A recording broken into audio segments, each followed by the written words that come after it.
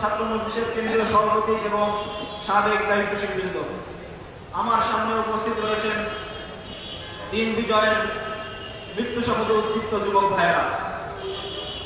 আমাদের অনেক বেশি শুকরিয়া আদায় করা দরকার, কারণ যেই হিন্দুত্ববাদী সরকার থেকে আল্লাহ তাআলা আমাদেরকে মুক্তি দান করেছেন, এটা এখনো আমরা অনেকেই বুঝতে পারতেছি না। আপনারা অনেকেই এই সরকারের 42 সাল পর্যন্ত স্মার্ট বাংলাদেশের ভীষণ শুনেছিলেন। 42 সাল পর্যন্ত মূলত একটি জেনারেশনকে হিন্দুত্ববাদী মানসিকতায় গড়ে তোলার স্বপ্ন ছিল।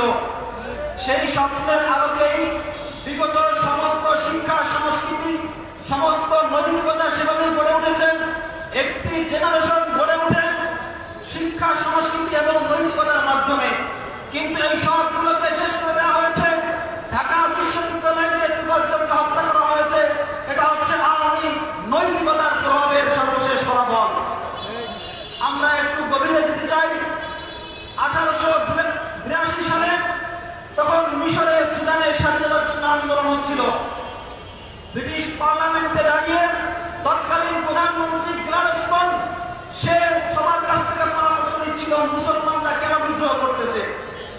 তখন সবার কাছ থেকে পরামর্শ নেওয়ার পরে সর্বশেষ সে কোরআন নিয়ে দাঁড়িয়ে বলতেছেন, এই কোরআন হচ্ছে সমস্ত সমস্যার উৎস এবং সমস্ত সমস্যা শুরু হয়েছিল। আপনারা মেকলের নাম শুনেছেন।